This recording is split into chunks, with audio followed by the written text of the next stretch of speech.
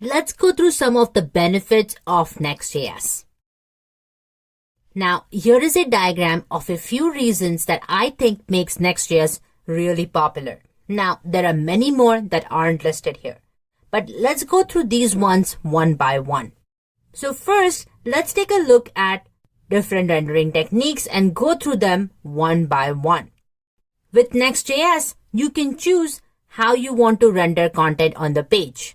In React, like I mentioned before, you will always render content on the client side using client-side rendering, and nothing happens on the server. But in Next.js, you can choose to render your content on the server and decide based on the different techniques listed here. So let's go through some of these techniques. The first one is static site generation, second, server-side rendering, and third, incremental site regeneration.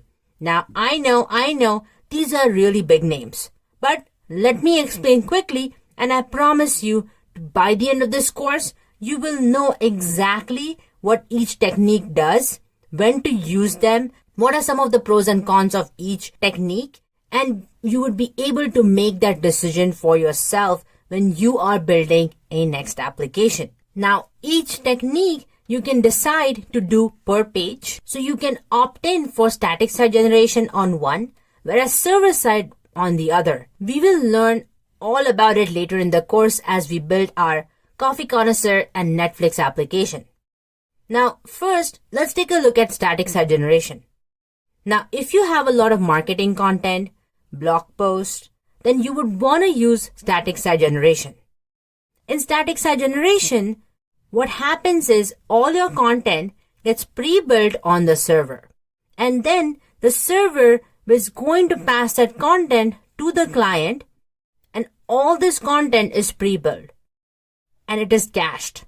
So your client is basically fetching that cached content over and over. So you get a huge performance boost because of that reason. A good example is a list of products or a list of blog posts. And our application, Coffee Connoisseur, that we will be building also uses static site generation there as well for rendering a list of static coffee stores. The second is server-side rendering. Now, we can generate the site on the server if you want fresh data on page refresh. That is server-side rendering. You are rendering content on the server. But each time as you refresh the page, you are rendering that content and refetching that data again. Now, you would want to server-side render your content for applications like a dynamic newsfeed or Netflix. And we will be using server-side rendering in Netflix, where we will be generating our content on the server.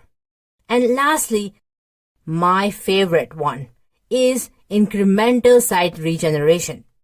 This is the best of both worlds. You get static site generation along with server-side rendering in incremental site regeneration. You are able to generate the page in advance as part of the build process, right? But you are also able to refetch new data like how you would in server-side rendering in incremental site regeneration. And you can also render content on the server in Create React App as well.